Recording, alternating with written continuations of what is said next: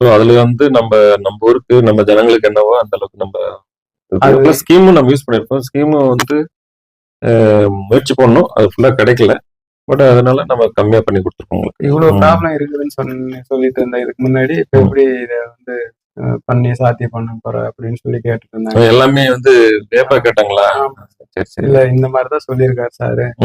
2 டேஸ்ல நீ தைரியமா இரு, 2 டேஸ்ல கண்டிப்பா ஒரு எந்திரிச்சு நடப்பாருன்னு சொல்லியிருக்கிறேன் அப்படின்னு சொன்னா, அது எல்லாமே அவங்க ஒரே ஆச்சரியம். அது எப்படி பார்க்கலாம், நீ ரொம்ப ரிஸ்க் எடுக்கிற, இல்ல நீங்க ஆபரேஷன் ஃபர்ஸ்ட் நாள் பண்றனே கூட ஃப்ரெண்டு போன் பண்ணி நீ நிறைய ரிஸ்க் எடுக்கிற, மற்றவங்க யாராவது சொல்றாங்கன்றதுக்காக நீ வந்து அப்பா கூட்டிட்டு போய் எல்லாம் பண்ணாத, அவ இருக்கிற மாதிரி இருக்கணும் அப்படின்ற மாதிரி சொன்னாங்க. இப்போ அதை பத்தி பேசும்போது எல்லாருமே ரொம்ப இப்ப இவரு இந்த மாதிரி நின்று எந்திரிச்சு நடக்கிறாருன்றத சொன்னதுமே எல்லாரும் ஹாப்பி சார்.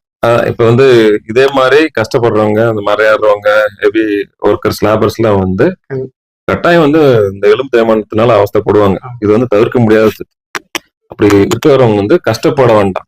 ஸோ இது மாதிரி ஒரு டெக்னிக் இருக்கு, இது மூலமா நம்ம விமோச்சனம் கிடைக்கும்ன்றது வந்து மற்றவங்களுக்கு தெரியணும்ன்றது இது மூலமா நம்ம வந்து நம்ம ஆடியன்ஸ்க்கு தெரிவிக்கணும். நிறைய பேருக்கு நான் கண்டிப்பா சொல்லுவேன் சார். கட்டாயம். ஏன்னா அந்த பலன் வந்து அவங்களுக்கு கிடைக்கும். கண்டிப்பா சார். அப்ப மாதிரி வலியோட கஷ்டப்படாம அதுல இருந்து விடுபட்டு நல்ல வாழ்க்கைய, வலி இல்லாத வாழ்க்கைய வாழ்றதுக்கு தான் நம்ம லாஸ்ட்